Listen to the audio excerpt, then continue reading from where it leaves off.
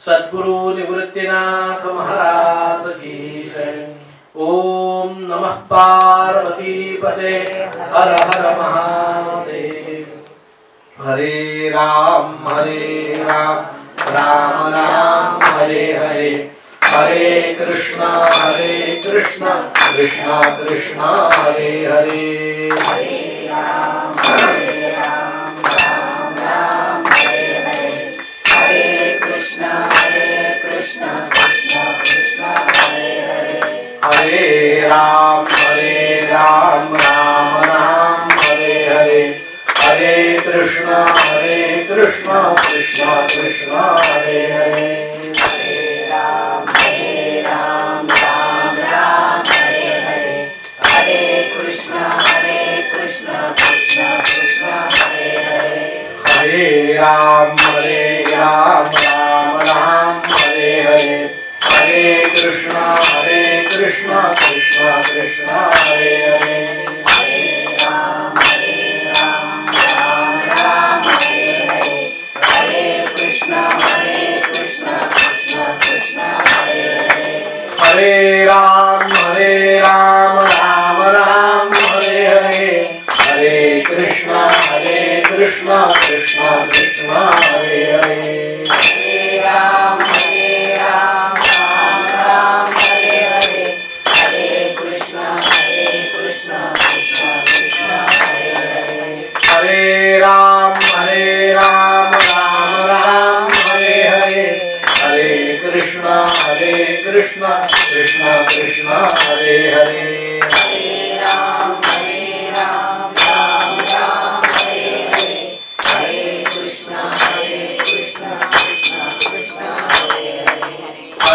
राम राम हरे हरे, हरे कृष्णा कृष्णा कृष्णा हरे हरे। हरे राम राम हरे हरे, हरे कृष्णा कृष्णा हरे हरे। हरे राम राम हरे हरे, हरे कृष्णा कृष्णा कृष्णा हरे हरे। हरे राम राम हरे हरे, हरे कृष्णा कृष्णा हरे हरे। हरे राम राम हरे हरे, हरे कृष्णा कृष्णा गोपाल कृष्ण भगवान की जय। इंदीवरेन्द्र मणिसुंदरमिंदिरेशम, मन्दीकृतेन्द्रदिव्यवृन्दमनन्तवीर्यम्, मन्दस्मितप्रसरनन्दितलोकवृन्दम्, वन्दे दिनेन्द्रकुलनन्दन रामचन्द्रम्। आपदामपहर्तारम् दातारम् सर्वसम्पदाम्, लोकाभिरामम् श्रीरामम् भूयो भूयो नमाम्यहम्। दक्षिणे लक्ष्मणो यस्य, वामे तु जनकात्मजा, पुरतो मारुतिर्यस्य तं वन्दे रघुनन्दनम्। राजाधिराज प्रभु रामचन्द्र भगवान् की जय। श्रूयतां देवदेवेश। बोलू नका, साधी गोष्ट आहे। शांत चित्ताने बसावं. आपल्याला शाळेत आल्यासारखं नाही वाटलं. श्रूयतां देवदेवेश नारायण जगत्पते, त्वदीये नावधानेन कथयिष्ये शुभात् कथा. सगळ्यांनी म्हणायचंय ओम हरये नमः, ओम हरये नमः, ओम हरये नमः, ओम हरये नमः, ओम हरये नमः, ओम हरये नमः. मनोजवं मारुततुल्यवेगं, जितेन्द्रियं बुद्धिमतां वरिष्ठं, वातात्मजं वानरयूथमुख्यं, श्रीरामदूतं शरणं प्रपद्ये. अतुलितबलधामं हेमशैलापदेहं, धनुजबलकृशाणुं ज्ञानिनाम् अग्रगण्यं, सकलगुणनिधानं वानराणाम् अधीशं, रघुपतिप्रियभक्तं वातजातं नमामि. जयाचा जनी जन्म नामाचा झाला, जयाने सदा वास नामात केला, जयाच्या मुखी सर्वदा नाम कीर्ती, नमस्कार त्या ब्रह्म चैतन्य मूर्ती. सद्गुरुनाथ महाराज की जय. श्री शुक उवाच वर्यान् एषते प्रश्नः कृतो लोकहितो नृप आत्मवित् सम्मतः पुंसां श्रोतव्यादिषु यः परम्. काल आपण सगळ्यांनी परीक्षित राजाचं जीवनचरित्र श्रवण केलं.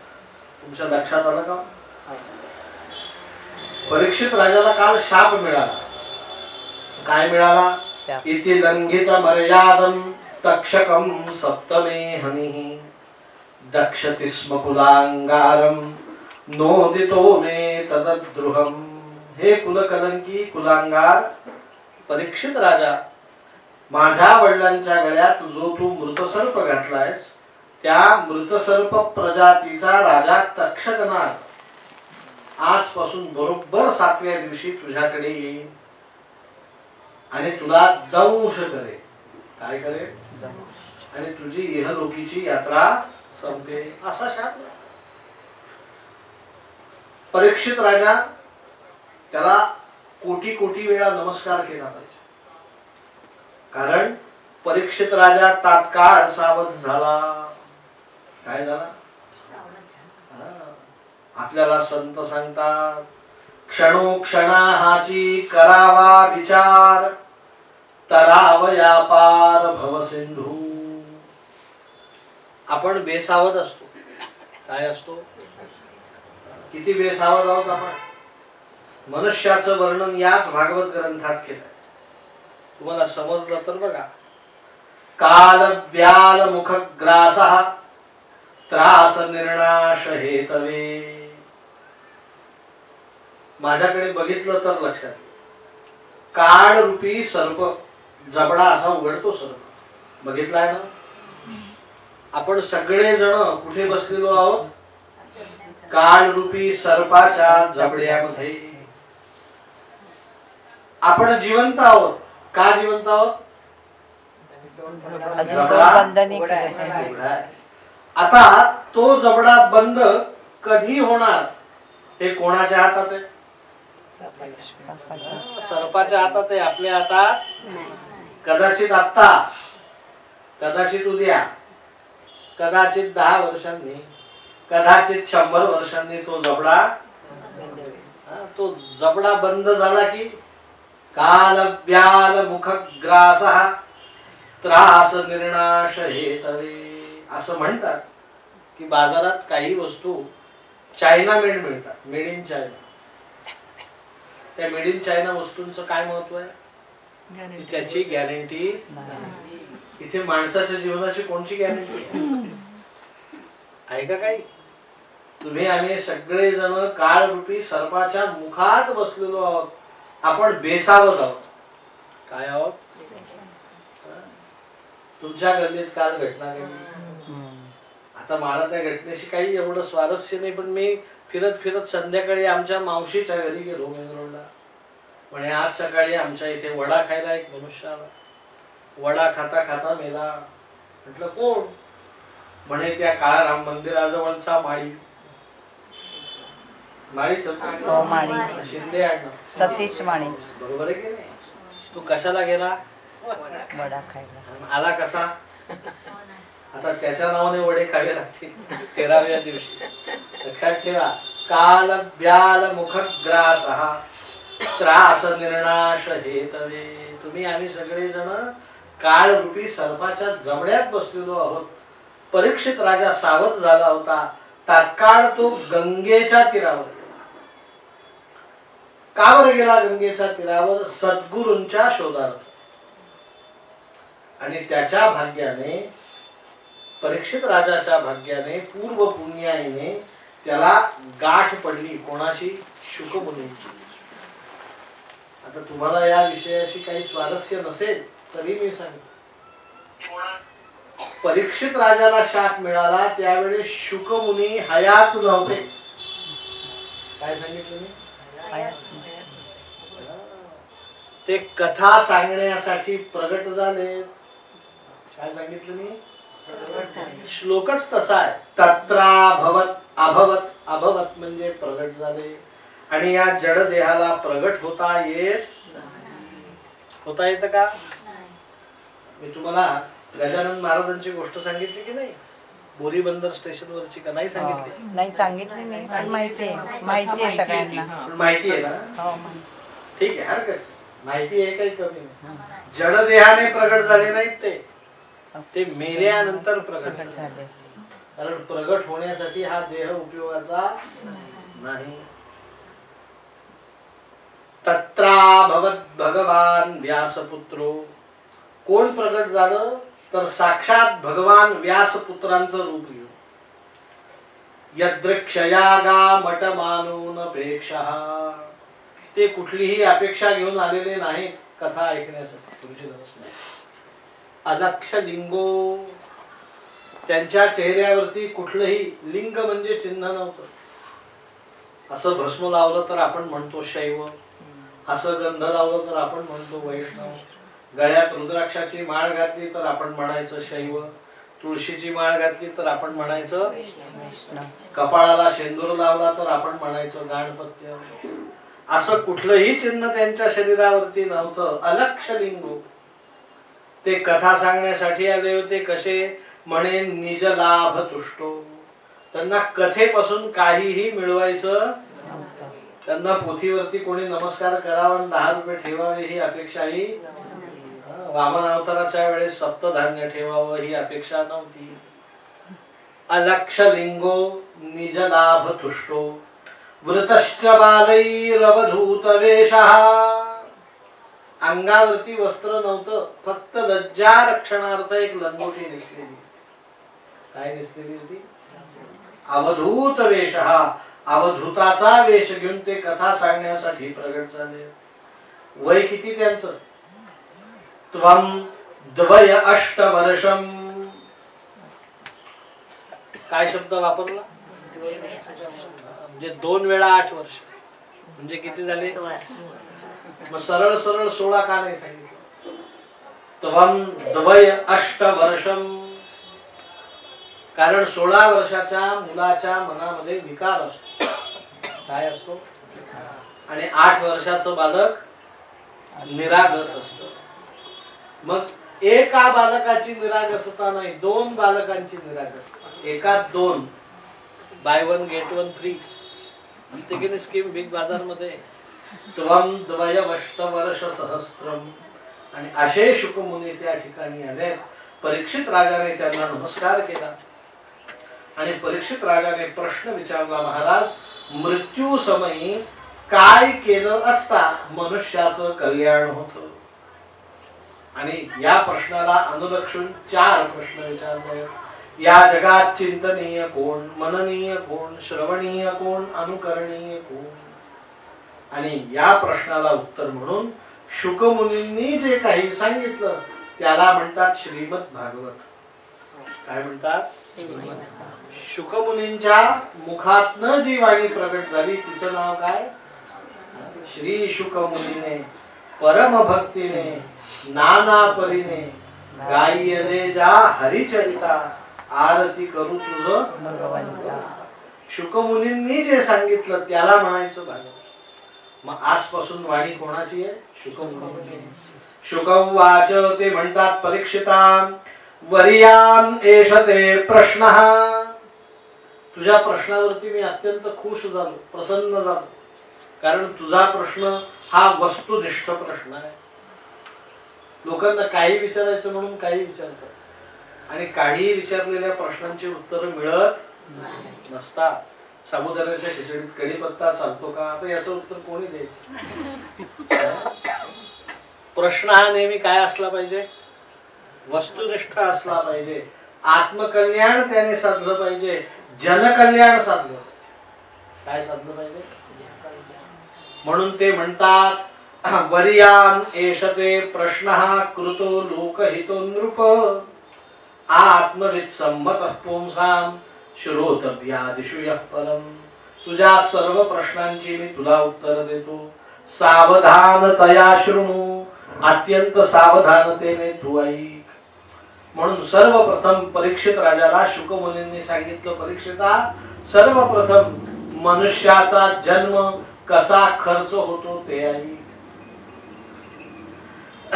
निद्रिया ह्रियते नक्तम व्यवायेन च वायवः, दिवाचार्थे हया राजन कुटुंब भरणे नवा.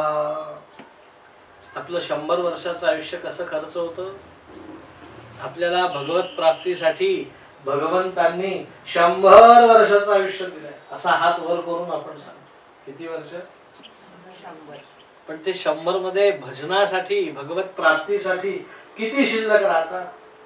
मिळाले किती हे महत्वाचं नाही, शिल्लक किती राहील. मग पहिल्यांदा हिशोब सांगितला, परीक्षिता मनुष्याला भगवंतांनी 100 वर्षाचं आयुष्य दिलंय. मनुष्याने 100 वर्ष जगायला पाहिजे बरं का. आपण भागवत ऐकतो, देवाकडे प्रार्थना करायची की मला किती वर्षाचं आयुष्य दे? 100. कारण मनुष्याची ती मर्यादा आहे आणि तेवढं जगलंच पाहिजे. कशासाठी? भगवत प्राप्तीसाठी. तुकाराम महाराज सुद्धा सांगतात, तुका म्हणे गर्भवासी सुखे घालावे आमासी. कारण माणसाचा जन्म परत परत मिळत नाही. तुम्ही देवाला मानणारे असा, अगर मानणारे नसा, माणसाचा जन्म परत नाही. स्त्रियांना जास्त अनुभव. मुलाला पेपरला जाताना ते निक्षून सांगतात, 2.5 तासात जरी पेपर लिहिणं झाला ना बाबा, अर्धा तास बसून राहा. सांगतात की नाही? मी तुम्हाला प्रश्न विचारतो, पेपर लिहून झाला तरी अर्धा तास का बसून राहायचं? कारण तुम्हाला 3 तासाची निर्धारित वेळ दिलेली आहे. पेपर सोडवायला 3 तास लागणार आहेत. वेळ प्रसंगाने उरलेल्या अर्धा तासात एखाद्या प्रश्नाचं आपल्याला अजून एखाद्या वेगळ्या पद्धतीने उत्तर सुचवू शकतं. निबंधात 4 ओळी जास्त लिहिता येऊ शकतात. पत्र लेखनात 1 महिना अजून लिहिता येऊ शकतो. पण घरी येण्याची काय करू नको, सांगतात की नाही? आणि तो जर यदा कदाचित 2.5 वाजता म्हणजे 2.5 तासात आला तर पहिल्यांदा फटका देते. घरी काय काम होतं? 3 तास बसून राहायला पाहिजे. तसं आहे, आपल्याला 100 वर्षाचं आयुष्य दिलंय तर 75व्याच वर्षी मनुष्य सगळे प्राण सोडून देतो. मला काही जगायचं नाही, नातवंड झाले, पतवंड झाले. अरे बाबा, हे सगळं झालं, भगवंत मिळवलायस का तू? नातू मिळवला, देव मिळवलायस का? तो मिळवण्यासाठी 100 वर्ष जगण्याची माणसाने काय ठेवली पाहिजे? इच्छा ठेवली. लक्षात ठेवा, मी परत सांगतो, संसारासाठी 100 वर्ष जगू नका. कशासाठी जगा? भगवंत.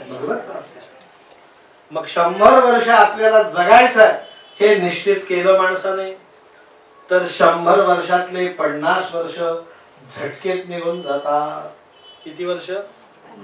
50 वर्ष. कशात जातो तो? निद्रिया. 50 वर्ष कशात जातात आपले? त्यात दुपारची झोप धरलेली नाही, ती धरली तर अजून वजा करावी लागते.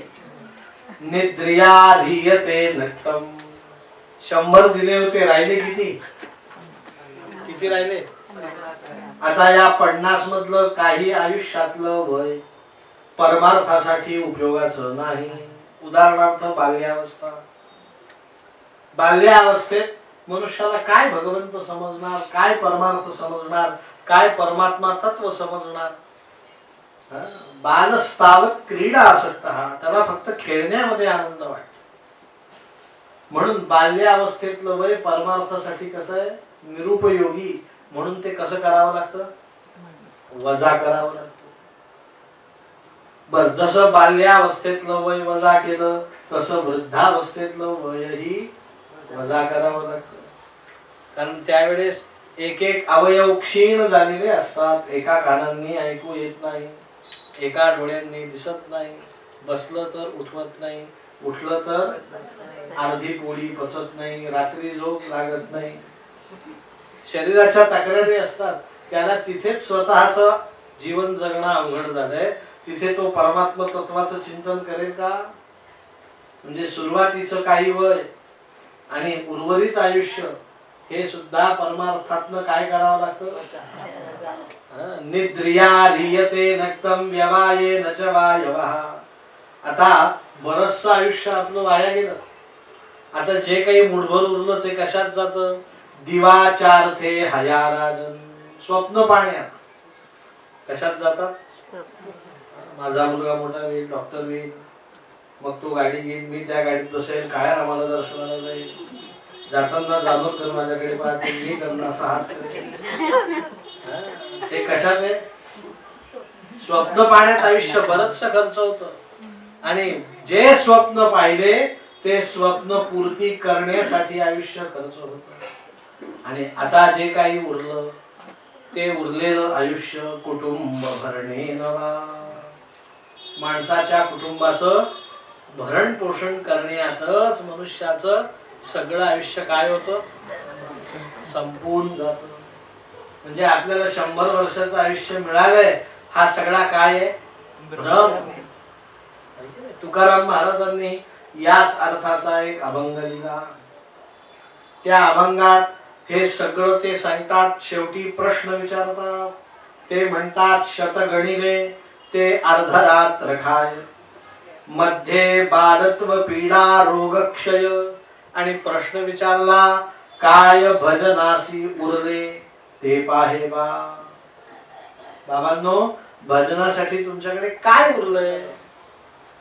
मिळालं किती ते नाही महत्वाचं, उरलं किती. तुम्हाला उरलं शब्द माहिती आहे का? मी बँकेमध्ये, राष्ट्रीयकृत बँकेमध्ये खातं उघडलं. आता ते जॉईंट खातं उघडायला लावतो नवरा बायको, ते नॉमिनी लावावी लागत. मी दर महिन्याला भागवत झालं की 5 तारखेला 1000 रुपये टाकायचो. असं करता करता 12,000 रुपये 12 महिन्यात साठले.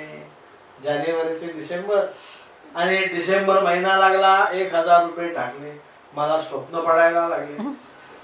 12,000 रुपये साठले, 12,000 रुपये साठले, 12,000 रुपये साठले. आपण टीव्ही घेऊ, आपण मिक्सर घेऊ, आपण थोडं फिरायला जाऊ. बँकेत गेलो पैसे काढायला, पैशाची सीप भरली 12,000 रुपये विड्रॉल. कॅशियर कडे गेलो, अहो म्हणे दीक्षित गुरुजी तुमच्या खात्यावर 12,000 रुपये नाही. म्हटलं अहो प्रत्येक महिन्याला मी 1000 रुपये टाकले, 12 महिने टाकले, 12 महिन्याच्या स्लिपा मी खिशात घेऊनच फिरायचो. म्हटलं हे बघा पुरावा, तुमचा सही शीट काय? म्हणे बरोबर आहे, तुम्ही 5 तारखेला पैसे टाकले, पण लगेच 6 ला भागवताला निघून जायचे, 7 ला बायको येऊन 900 रुपये तुम्ही 1000 टाकले, बायकोने नेले किती? शिल्लक किती? 12 महिन्याचे 48 रुपये व्याज आहे. 1248 रुपये शिल्लक राहिले. आपलं उदाहरण संपलं. काय भजनासी उरले. 1000 टाकलेले दिसले, पण उरलेत का 12,000? काय भजनासी उरले ते पाहे. मग सोप्या भाषेत बोलायचं झालं, इकडची तिकडची चर्चा न करता सरळ मुद्द्याला हात घालायचा. मनुष्याच्या जीवनाचा एकंदरीत विचार करता रात्र थोडी सोंग फार. सगळा संसारही करायचा, सगळा प्रपंचही करायचा, परमार्थ करण्याची इच्छाही ठेवायची. जसा सुख साध्य होईल तसा परमार्थही करायचा, आणि तो करता करता भगवत प्राप्तीची अपेक्षा ठेवायची. हे सगळं करायचं असेल तर आपल्याला थोड्या वेळात जास्त परमार्थ करावा लागेल. कसा करावा लागेल? जास्त प्रमाणात. विमानात बसूनच जावं लागेल. आपल्याला गाडी, घोडा, बैल यांच्या साह्याने मोठं अंतर कापता येणार नाही. मग मनुष्याने एकदा हे लक्षात घ्यावं आणि सर्वप्रथम परमार्थाला प्रारंभ करावा. काय करावा? परमार्थाला, आध्यात्मिक जीवन जगण्याला प्रारंभ करावा. म्हणे मग आया म्हणणे चले वृंदावन में असा परमार्थ होत नसतो. त्याला काही पायऱ्या ठरलेल्या. सर्वप्रथम पहिली पायरी तस्मात् भारत सर्वात्मा भगवान ईश्वरो हरिः श्रोतव्यः कीर्तितव्यश्च स्मर्तव्येच्छेच्छता भयम्. 3 टप्प्यांनी भक्ती सिद्ध केली पाहिजे. आधी काय करावं? पहिला टप्पा श्रोतव्यः, भरपूर ऐका. ज्याला परमार्थ करायचंय त्याने सगळे अवयव कमी वापरावे आणि कोणत्या अवयवाचा जास्त वापर करावा? कानाचा. श्रोतव्य, जे तुम्ही ऐकलंय ते कीर्तितव्य, त्याचं सतत सतत कीर्तन करायचं आणि ज्याचं ज्याचं कीर्तन केलं ते ते सगळं स्मरणात ठेवायचं. तिसरी पायरी स्मर्तव्य. पहिल्यांदा ऐकायचं, मग कीर्तन करायचं आणि मग स्मरणात ठेवायचं. तुम्ही म्हणाल गुरुजी यात काय वैशिष्ट्य आहे? लक्षात ठेवा, सगळा परमार्थ या 3 गोष्टीत साठवला. अमिताभ बच्चन मला ऐकून माहिती आहे का पाहून माहिती आहे? सांगा मला. ऐकून माहिती. कशाने माहिती आहे? मी त्याला ऐकलं मग त्याला पाहिलं. म्हणजे आधी ऐकावं लागतं. एखादा मोठा मनुष्य आपल्याला अचानक भेटला तर तो विचारतो, नमस्कार, मी तुम्हाला ओळखलं नाही. मग आपण त्याला सांगतो, तुम्ही मला ओळखणार नाही, पण मी तुम्हाला भरपूर ऐकलंय, तुमच्याबद्दल खूप ऐकलंय, म्हणून तुमच्यासाठी मी थांबलो. आपल्याला ज्या भगवंतांच्या सान्निध्यात जायचंय त्या भगवंतांचे भरपूर गुणानुवाद ऐकले पाहिजे. भगवंतांचा स्वभाव कसा आहे हे समजून घेण्यासाठी भगवंत आधी गुणानुवाद रूपाने श्रवण केला पाहिजे. श्रोतव्य, मग जे जे ऐकलंय ते ते कीर्तितव्य, त्याचं सतत सतत कीर्तन केलं पाहिजे. मराठीत घोकमपट्टी काय केली पाहिजे? आणि जी घोकमपट्टी केली आहे ते ते स्मर्तव्य, ते ते काय केलं पाहिजे? स्मरणात ठेवलं पाहिजे. माणसाचा स्वभाव आहे विसरून जाणं. शास्त्र सांगतं ज्याला परमार्थ करायचा आहे त्याने विसरून चालत. लहानपणी माझं गणपती अथर्वशीर्ष पाठ होतं, पण लग्न झालं मी विसरून गेले. परमार्थात चालत नाहीये. एकदा तुम्ही एखादी गोष्ट चिंतनात आणली रे आणली की ती काय करावी लागते? स्मरणात ठेवावी लागते. कारण स्मरण असल्याशिवाय आपल्याकडनं परमार्थ होऊ शकत नाही. मग या 3 गोष्टी यथोचित झाल्या की मग पुढची पायरी आहे गृहात प्रव्रजितो धीरः पुण्यतीर्थ जलाप्लुतः. माणसाने घर सोडावं. काय करावं? सांगा, मी काय म्हटलो? आणि कुठे जावं? पुण्यतीर्थ जलाप्लुतः. आता घर सोडणं म्हणजे काय हो? घर सोडून जाणं असा त्याचा अर्थ नाही. राहायचं घरातच, घरातल्या सगळ्या सुखसुविधा उपभोगायच्या, पण त्यात आसक्त राहायचं नाही. उदाहरणार्थ माझं वय आता 45 आहे, म्हणजे अजून गृहस्थाश्रमाचे माझे 5 वर्ष शिल्लक आहे. किती वर्ष? 5. मग आता 51 लागलं की मी वानप्रस्थाश्रमात जाणार. मग अजून 5 वर्ष मी बायकोला सांगावं की बटाट्याची भाजी करू नको, वांग्याची कर. पुरी करू नको, पोळी कर. श्रीखंड करू नको, गुलाबजाम कर. हे सगळं सांगणं म्हणजे मी संसारात. पण 51 लागलं की बायकोला काहीही सांगायचं नाही. तिने जे काही केलं ती श्रीखंड पुरी आहे समजायचं आणि त्याचं काय करायचं? भक्षण करायचं. ही वृत्ती येणे म्हणजे घर सोडणं. लक्षात आलंय का? अगदी न लगती सायास जावे वनांतरा. वनात जाण्याची गरज नाही, घरातच राहा, पण घरामध्ये आसक्ती ठेवू नका. गादी मिळाली झोपायला आनंद, नाही मिळाली ब्रह्मानंद. या चिंतनाने जो राहतो त्याला म्हणायचं घर सोडणं. गृहात प्रव्रजितो धीरः. कुठे राहावं? पुण्यतीर्थ जलाप्लुतः. पुण्यतीर्थावरती राहा. कुठलं तीर्थ? नाव सांगा. तुमच्या इथे रामतीर्थ, सीतातीर्थ, लक्ष्मण तीर्थ आहे की नाही? रामकुंड, लक्ष्मण कुंड, सीताकुंड वगैरे वगैरे. आमच्या भागवतातलं तीर्थ कुठलं? पुण्यतीर्थ. का कुठे आहे पुण्यतीर्थ? माहितीये का तुम्हाला? पुण्यतीर्थावर जायला सांगितलं. ते पुण्यतीर्थ कुठे आहे? तुम्ही आता जिथे बसलेले आहात ते ठिकाण म्हणजे काय? पुण्यतीर्थ. आपण जिथे बसलेलो आहोत त्या ठिकाणी बसूनच भगवंतांचं भजन करणं, भगवंतांचं ध्यान करणं हेच पुण्यतीर्थ. ठाईच बैसून करा एक चित्त, आवडी अनंत आळ बाबा. फार घराबाहेर जाऊ नका. राम मंदिरात आपण गेलो, काळ्या रामाच्या मंदिरात, की कोणीतरी आपला दंड धरून बाजूला करत आहे की नाही. मग आपल्याला रामापासून